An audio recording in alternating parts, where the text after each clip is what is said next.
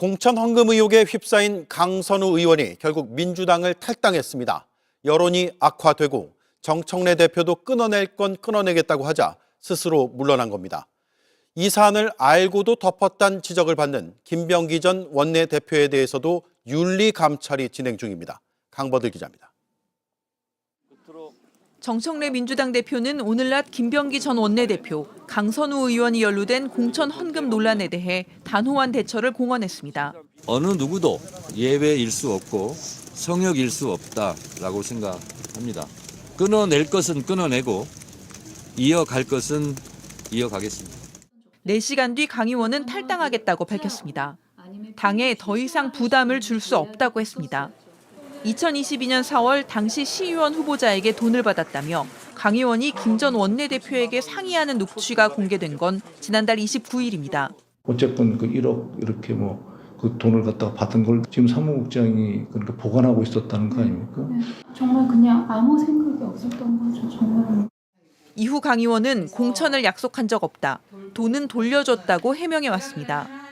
하지만 당내에서도 이번 의혹이 올해 지방선거 공천 결과에 대한 불신으로 이어지거나 나아가 선거 성패에도 악영향을 줄 거란 우려가 커졌습니다. 주변에서도 잦은 탈당을 권유하며 출당 조치도 가능한 일이라는 경고가 이어지자 강 의원은 버티기를 포기한 걸로 보입니다. 이제 관심은 김 전 원내대표에게 쏠립니다. 정 대표는 김 전 원내대표가 대한항공에서 호텔 숙박권을 받은 것 등 1일 일폭로가 이어지던 지난달 25일 이미 윤리감찰을 지시했다고 밝혔습니다. 여기 더해 강 의원 얘기를 듣고도 사안을 공식화하지 않고 금품을 준 후보자에게 단수 공천을 준 경위에 대한 조사도 이뤄질 걸로 보입니다. 너무나도 이제 미스터리한 부분이 없지 않은데 강선우 의원의 공천 헌금 의혹 같은 경우인데 2020년 지방선거를 앞두고 시의원 출마자로부터 1억 원을 받았다는 의혹이 제기된 상황인데 이게 녹취까지 공개되면서 굉장히 파장이 커지고 있는 형국입니다. 봉 선배 같은 경우 이 사건 좀 어떻게 보고 계십니까? 네. 아니 그것보다도 지금 동접자가 거의 1만 명. 그러니까. 아, 그래요? 네. 오랜만이네요. 네. 봉 선배가 오시기도 했고요. 그래서 그런 것 같은데. 야, 이거 매불쇼가 영향이 이게 크구나. 커요. 매불쇼 피해자. 지금 9,371명이 보고 계신데 한 600명만, 600명만 더 오시면 되겠네요. 보니까 오랜만에 10,000명 한번 넘겨보시죠. 보니까. 더 웃긴 거는 우리 정치비상구 처음 시작할 때가 매불쇼가 거의 2시간만 할 때라 그래서 시간을 4시로 잡았는데 매불쇼가 이제 5시 반에 끝나기 시작하면서 유탄에 좀 맞았습니다. 그러니까 저희가 한때는 또 10,000명 넘을 때도 있었어요. 그렇죠. 좋은 분위기로 가다가 갑자기 매불쇼가 이렇게 시간을 확 늘리는 네, 바람에. 오늘 첫날에 기분 좋잖아요 지금. 이제 10,000명 딱 찍고. 근데 이제 매불쇼가 쉬는 날이 오늘 하루기 때문에. 오늘 특집으로 가. 그냥 보니까. 진짜 너무 매불쇼 너무 오래 하더라. 그리고 너무 이게 딜레이가 되니까 3시에 갔다가 4시에 출연하고 그럼 뭐 시간이 별로 없어서 이러면서 아니 사실은 매일 나오라 그러고. 1분 1초가 굉장히 이렇게 중요한 사람한테 이렇게 오래 안 쳐도 됩니까 안 됩니까 이게? 백수인데 여유롭죠. 여유로운데 바쁜 분들은 이제 신인규 변호사는 뒷타임에 또 다른 출연 있고 하면 가야 되잖아요. 아니, 조용히 나가고 있습니다. 어떻게 보면 한편으로 그래도 단만 있는 게 아니라 장점도 있는 게 기자님이 만약에 내용을 100을 준비해 오셨는데 딜레이 돼서 10밖에 못했어. 내일 나와서 또 해달래. 그러면 이거 가지고 이제 살라미로 이제 살라미로 2번 출연할 수 있고 출연료도 2번 주는 거죠. 5번 출연하면 5번 받는 거죠. 그러니까요. 기자님을 더 배려. 아니 그게 아니라 저 같은 경우는 딱히 할 말 없으면 안 가거든요. 내가 뭐 정치 평론하러 가지는 않으니까 가지는 않는데, 그러니까 저나 이명수나 장인수 스타일은 우리가 딱히 할 말 없으면 나가진 않는다는 건데 이제 약간 부담이 되죠. 그냥 나가서 이렇게 썰을 풀고 싶지는 않고. 뭔가 좀. 근데 이제 반드시 나와달라고 하면 좀 찾아본 적도 있죠. 옛날에 하드디스크에 있는 이거 파일 같은 거 좀 캐비닛을 열어서 옛날 거 요거 하나 끝내야겠다. 이거 검사의 마음이 비기된 것 같은데 보니까 지금. 저희가 실제로 매봉쇼를 열고 할 게 없으니까 캐비넷을 열어보니 대장동 대북송 이거 한 1년 동안 하겠다 이거. 왜냐면 문건만 있는 게 아니라 녹음 파일 있지, 영상 있지, 다 있잖아요. 저만 갖고 있잖아요. 그러니까 뭐 유동규 목소리 한번 틀었다가 나무 반응도 좋아. 대박 처음 들어요. 막 이러면서. 아니 그러니까 유동규 뭐 남욱 녹음 말씀하셨는데 지금 강선우 의원의 이런 그 공천원금 의혹 같은 경우에도 김병기와 강선우의 대화 녹취가 있는 거 아닙니까 지금? 그러니까 이 녹취는 이제 MBC에서 한 22분짜리 또 공개를 해서 저도 다 들어봤는데 그 녹취로는 이제 김병기 당시 간사 이제 중앙당 이제 공관위 간사는 좀 이런 일은 큰일 났다. 이건 좀 잘 해결해야 된다라고 하면서 좀 부정적으로 이야기를 하고 있고 거기서 강선우 당시 이제 서울시의 공관위 위원을 하고 있던 강선우 위원은 이제 본인이 이제 보좌관을 통해서 이제 돈에 대한 걸 확인을 했다 보니까 뭐 살려주세요라는 얘기도 나오고 또 마지막에는 이렇게 좀 흐느끼면서 어떻게 이런 일이라는 식의 좀 후회와 회한이 담긴 그런 목소리도 그 안에 다 담겨 있거든요. 그래서 저는 이 문제는 그렇게 어려운 문제 아닙니다. 이게 1억 원이라는 돈이 김경이라는 시의원, 현직 시의원입니다. 그 시의원으로부터 갔는데 그 김경이라는 당시 후보자가 부동산 문제 때문에 다주택자 배제 방침에 따라서 공천이 안 되는 분위기였어요. 그런 상황에서 뭔가 그 김병기, 김선우 녹취록 이후에 단수 공천을 받는단 말입니다. 그러니까 이게 공천이 안 되는 사람이 돈이 나오고 그다음에 단수 공천으로 또 경쟁자가 있었는데 단수를 준다는 거는 엄청난 이건 특혜이기 때문에 이 부분은 당연히 의혹을 가질 수밖에 없고 또 이것이 어떤 뭐 누군가의 주장이나 수사가 아니라 아예 핵심 증거라고 하는 그 내부에 있던 현장 녹음까지 튀어나온 상황이잖아요. 그래서 전 이게 뭐 방어가 쉬울까? 전 굉장히 좀 어려울 것 같고 그런 차원에서는 저는 강선우 의원이 지금도 뭐 지방선거 관련해서 뭐 서울시당의 뭐 비례대표 뭐 공천관리 이쪽에 지금 투입이 됐다고 하는데 그것이 공천할 때가 아니고요. 제가 볼 때는 당의 부담을 줄이기 위해서는 전 좀 탈당까지도 좀 검토를 해서 본인의 그런 뭐 무고함에 대해서는 밖에서 입증을 하고 들어오는 것이 맞지 않을까. 그렇게 그런 생각이 듭니다. 왜냐하면 깨끗하게 해야 된다. 책임을 안 지고 그냥 본인의 얘기만 해가지고 이게 지금 넘어갈 수 있는 그런 간단한 상황으로는 전 보이지 않기 때문에 조금 더 정치적인 책임을 좀 고민을 하셔야 되지 않나. 그러니까 이 사안을 조금 더 깊이 들어가서 보면은 많은 분들이 궁금해하시는 게 김병기와 강선우의 양자 대화인데 그 녹음을 누가 했으며 어떻게 MBC로까지 갔을까? 저희는 사실 취재하는 사람이니까 대충 그려지는 그림이 있지 않습니까? 어떻게 좀 추측을 하십니까? 근데 이제 제가 이제 이 사건을 김병기 이제 전 원내대표 사건을 이제 제가 규정할 때는 도둑이 도둑을 제보한 거다.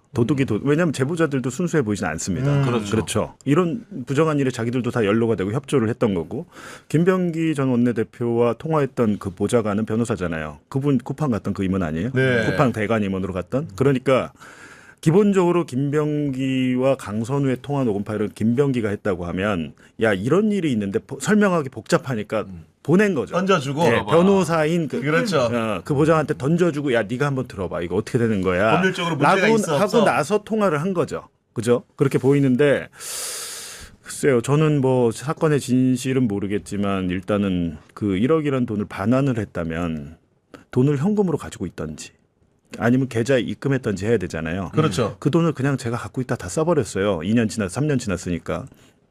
어떻게 썼는지를 아마 그 김경 시의원이 소명을 해야 되고 김경이 그거를 소명을 못하면 그 돈은 돌아오지 않은 걸로 될 텐데. 그리고 그 지역 보좌관이겠죠. 사무국장이라고 하면 그 지역 보좌관이 지금 입을 닫고 있는데 사실은 또 지금 현직이 아니고 전직이면 여러 가지로 그분이 사실은 이제 이 수사의 키맨이죠. 키맨이 돼 있다. 그분이 그렇기 때문에. 받았고 돌려주더라도 그분이 돌려줬기 때문에 그분이 이제 전직 보좌관이고 하면은 예를 들면 이런 사건을 하면 우배로 쉽게 풀리는 게 만약에 그 권성동이 같이 뒤에서 말 맞추려고 하면 자기들끼리 통화하고 보좌관한테 야 전화해봐 윤용호한테 전화해봐 했다가 들켰잖아요. 그 보좌관이 택배 기사한테 보좌관이 윤용호 측인 줄 알고 전화했는데 의원님이 보좌를 택배 기사한테 뭐라고 뭐 어쩌고 저쩌고 의원님이 만나자고 하십니다. 이 얘기를 하니까 그 택배 기사가 또 JTBC 제보하잖아요. 그렇죠. 다 드러납니다. 그게. 너무도 간단하게. 아니 근데 저는 지금 보면 김병기와 강선우의 대화가 이제 언론에 전해진 건데 이걸 보면서 갑자기 기시감이 들어가지고 내가 뭐 했더니 작년 6월 10일에 MBC 보도가 뭐가 있었냐면은 김병기 부인이 전직 국정원 기소실장하고 통화한 녹음 파일이 언론에 전해진 거예요. 그러면 저기서 추산해 볼 수 있는 거는 분명히 당사자 간 대화이기 때문에 이 역시도 김병기 와이프가 녹음했을 가능성이 높겠죠. 전직 국정원 기소실장이 그거를 언론에 줄림 만무하기 때문에 그런 인사 관련된 청탁을 받은 상황이기 때문에 그런 상황이라고 한다면은 김병기나 그의 가족들이 녹음한 파일들에 대한 법률적인 검토나 감수를 보좌관한테 맡겼다고 가정했을 때 과연 이게 1탄으로 끝날 일이었을까? 2탄이 더 있지 않을까? 3탄, 4탄이 더 있는 거 아닐까? 이런 상상이 드는 거예요. 김병기 의원이 공천 관련된 업무를 굉장히 많이 했어요, 당에서. 그렇기 때문에 아마 이런 관련된 정보들, 뭐 이렇게 녹취를 늘상 이렇게 좀 주로 하는 편이었다라고 한다면은 더 많은 증거가 나올 수밖에 없는 그런 상황이라서 지금 민주당에서도 상당 부분 좀 긴장을 하고 있다라는 이야기들도 좀 들리기는 합니다. 근데 전 이 문제를 놓고 딱 봤을 때 객관적으로는 지금 김경 그 후보자, 지금 시의원, 그분의 1억 원에 대한 공천 대가서 이게 핵심이거든요. 지금 이 수사의 본질은. 그렇다라고 한다면은 사실 강선우 의원이 좀 해명을 더 해야 되는 것은 만약에 자기 모르게 보좌관한테 그 돈을 놓고 갔다라고 하면요, 해결하는 방법이 있지 않습니까? 그냥 그 돈을 그 자리에서 돌려주고 그 보좌관이 만약에 부정하게 받았으면은 그 보좌관을 뭐 고발을 한다든지 뭐 자기 선에서 끊어낸다든지 이런 조치를 했으면 될 일인데 나도 모르게 했다면 많이 몰랐으면 떳떳하거든요. 그럼 아니 이런 돈을, 그리고 김경은 바로 그 자리에서 그렇지. 그냥 컷오프입니다. 부동산 때문에 컷오프가 아니라 이 돈을 줬다라는 것만으로도 공관위원이기 때문에 바로 컷오프를 시켜야 되고 당에 제보를 해야 되는데 그때는 안 했어요. 그러다가 김병기 간사를 찾아가가지고 살려주세요 뭐 이런 얘기를 하다가 그 다음에 공천이 나와버렸단 말이에요, 이게. 네. 그러니까 너무 좀 상식적이지 않고 통상적이지 않은 해결을 했기 때문에 강선 의원은 억울하다 하시지만은 이게 좀 억울하다는 말이 잘 안 먹히는 겁니다, 사실은. 이 스토리텔링 자체로는. 지금 강선 의원도 어제 또 페이스북 글 올린 걸 보니까 지금 설명으로 보기에는 3일 안에 모든 게 돼 있는 것 같아요. 그러니까 강선우 의원이 22년 4월 20일에 보고를 받아서 처음 알아서 김병기 간사에게 통화로 보고를 했고, 그리고 4월 21일 그 다음 날에 오라고 해서 그 녹취에 그렇죠. 만났다는 거죠. 그리고 네. 22일 날 단수 공천이 됐고. 그러니까. 이 3일이거든요. 네, 잠깐만. 이거 여기 광고 아니죠? 네, 아니에요. 아, 또 슬쩍 여기서 하네. 이거 최욱이 광고하는 그거 아닌가? 이거 야, 보시면 안 한다고 은근히, 야, PPL을 여기서 내신 거 아니야 이거 지금? 양파 이거? 박수산한테 완전 열심히 먹더라고. 고소해. 보기보다 치밀한데. 고소해. 야, 공짜로 광고를 하네. 와. 아니, 그런 상황인 건데. 아니, 지금 내가 화면에 보니까 이게 나와. 아니, 봉 선배 잘 잡아내요 보니까. 네. 저희 몰랐거든요. 한번 뜨고 나갈 먹게. 뻔했네 보니까 지금. 한 번에 네. 먹을 수 있는데 여러 번 나눠 먹고 있어요. 아니, 이거 방송 한 번에 마시기 힘든 양을 먹었어요, 지금. 화장실 갈 정도로. 몸에 좋으니까. 또.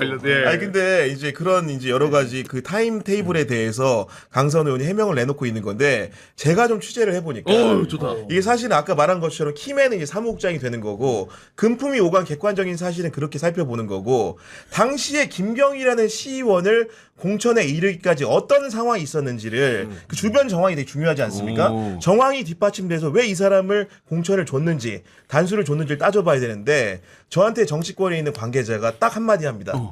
민평년 사람들 만나봐. 그러니까 민평년이라고 해가지고 민주당에 있는 개파라고 하는 건데 쉽게 얘기하면 김근태 계에 속한 사람들을 민평년이라고 합니다. 근데 공교롭게도 이 김경 시의원과 당시에 강서구 선거구에서 경쟁을 했던 사람이 민평령에서 간부를 했던 사람이래요.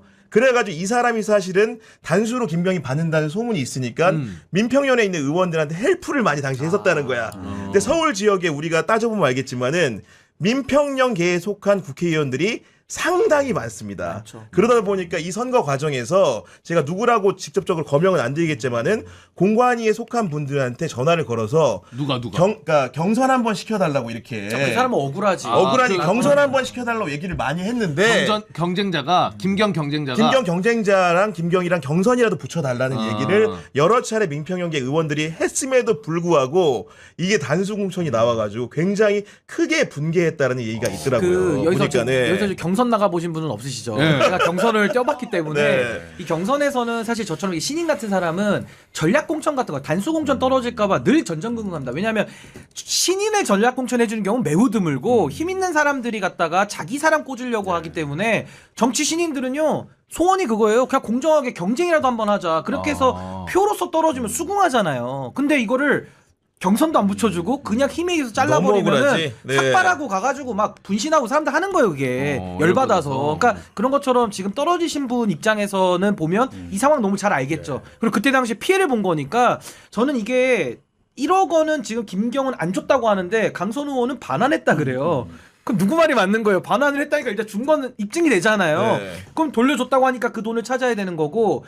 아니 다주택자로도 컷오프 될까봐 전전긍긍해서 그 김병기 의원 찾아간 수준인데 어떻게 1억 원까지 줬는데 돈 문제 있는 사람이 단수로 공천이 됩니까? 그리고 이 사건에 언론에 안 나온 게 뭐냐면은 지금 물론 뭐 지엽적인 정보라고 생각할 수도 있지만 이게 재심을 갔습니다. 그러니까 쉽게 얘기해서 당시에. 불복을 해가지고 불복하죠, 당연히. 재심이 갔고 재심에서 그래서 컷오프 할지 말지를 두고 했는데 당시에 제가 재심의 상황들을 아는 분한테 여쭤봤더니 2대2 동수가 나왔대요. 그러니까 쉽게 얘기해서 컷오프를 김경을 찬성하는 사람, 반대하는 사람 이렇게 나뉘어가지고 결론적으로는 단수 공천이 유지가 된 상황이었다는데 그런 정도로 주변 정황이 복잡한 전개가 있기 때문에 이 사안을 생각보다 금품을 빼고 정황을 아는 국회의원들이 많다는 아니 겁니다. 그리고 지금. 더 중요한 건 뭐냐면 공관위 간사라고 하는 김병기 의원은 그 녹취로만 보면은 일단 거부하고 있어요. 이건 안 된다. 그럼 김병기 간사보다 누군가 힘이 더 센 사람이 이걸 뒤집지 않고서는 어떻게 단수가 나오냐는 거예요. 이거 단수 공천이라는 거는 경선 나가보신 분들은 다 아시지만은 이거 엄청난 겁니다, 사실은. 단수로 찍어준다는 게. 게다가 이제 그 민주당을 탈당한 이수진 전 의원 같은 경우에도 그 총선 공천 과정이었었나요? 당시에 이제 김병기 전 원내대표를 향해가지고 이제 정치자금 의혹을 제기했다가 이제 중간에 이제 사그라들었었는데 그런 의혹까지도 최근에 언론에서 다시 이제 제기를 하는 그런 상황인 건데. 아니, 뭐 그거 관련해서 오늘 오전에 하여튼 누군가로부터 이수진 전 의원 네. 그 사람이 그 왜 그럴까에 대해서 누가 얘기를 해주던데 그 정치권의 동작의 의원. 그렇군요. 깁스케이 네. 때문에 얘기를 해주던데 뭐 그거를 이 자리에서 밝히긴 좀 그런데 이게 매부쇼에서 약간 밝히시려고요? 오늘 만명인데 한번 더 밝히고. 그거는 말하기가 좀 농담입니다. 위험할 수 있어서 근데 정치공학적으로 뭔가 굉장히 복잡하게 돌아간 건 맞는 것 같다. 이게 전반적으로 순수하게 터지는 것 같지는 않잖아요. 일단 그럼 맞아요. 예. 사실은 강선우 같은 경우는 유탄을 제대로 맞은 거잖아요. 사실은 김병기 사건에서 강선우가 나오고 이런 식으로 하는데 그리고 이 제보자들을 보면 자기들 이제 공익 제보자라고 주장을 하는데 모르겠습니다. 몇 명의 보좌진인지 모르겠지만 적어도 쿠팡에서 대관임원 했던 분들은 공익 제보자는 보이진 않아요. 예. 그렇게 보이진 않는데 이거를 지금 단계별로 언론사를 나눠가지고 여기는 이거 던져주고 뭐 이런 식으로 하는 것 같은데. 맞아요. 네. 글쎄요. 자기들의 행위에 대해서 아마 책임져야 될 건 있을 거예요. 만약에 이렇게 했는데 강선우 그게 아니라 진짜 돌려줬거나 뭐 됐거나 그냥 막 끝났어. 네. 라고 하면 거기에 책임져야 되고 전재수에 대해서도 윤영호 입에서 시작됐으니까 안 되면 윤영호가 책임져야 되고 할 텐데 그 사람들이 뭐 책임질 위치에 있는 건 또 아니잖아요. 결국에는 강선우 의원 같은 경우는 작년하고 올해서 이게 삼재가 이어지고 있구나. 장관도 이게. 안 돼. 공천원금 의혹 터져 보니까. 근데 이제 이런 경우는 사실은 의원들은 자기 가슴에 손을 얹고 생각을 해보시라 이거예요. 네. 다반사로 있는 일이에요. 태영호 전 의원 시의원 구원들한테 쪼개기 후원금 받아가지고 뭐 그게 몇천 받았지. 제가 보도했던 김연아 전 국민의힘 의원 맞아요. 예. 뭐 해가지고 회비 받고 뭐 해가지고 그러니까 그런 일들이 다반사로 있거든요. 사실 이게 단가가 서울시의원 1억, 구의원 5천 이렇게 정해져 있잖아요. 근데 근데 구의원까지는 있어야 되나라는 생각이 드는데 그런 생각은 안 드세요? 근본적으로 기초지자체가 구의원이 있어야 되는가? 사실은 제가 이번에 오세훈 관련 그 세운 사고역에서 보니까 서울시 의원들도 서울시로부터 자료 제출을 제대로 받지도 못해요. 국회랑 완전히 다릅니다. 시장이 왕이에요, 그냥. 서울시 의회는. 권한이 약하니까. 네, 시장이 왕이야. 민주당 시의원들이 자료를 달라고 해도 거의 안 주고 늦게 주고 막 뭐 안 줘요. 그러니까 우리가 그 사구역의 실체를 제대로 모르잖아요. 9단계에서 이걸 할 수 있나? 구의원 단계에서. 그러니까 맨날 있다가 어디 무슨 뭐 해외 외유성 여행 갔다가 뭐 사진 찍히고 영상 찍혀가지고 군도 있잖아. 뭐 지방 내려오고. 맞아요. 뭐 네. 출복군. 그 제가 예전에 무슨 다른 기사 보니까 그 지방으로 가면 갈수록 정말 정치 잘하고 능력 있는 분들이 구의회에 들어가는 게 아니라 막 롯데리아 사장 인지도 있고 막 그 동네에서 겸직이 또 되고 하니까 나눠 먹기식으로 되는데 나는 근본적으로 이거 진짜 생각해봐요. 기초지자체 이 제도에 대해서 한번 생각을 해봐야겠다. 저도 그건 동의하는.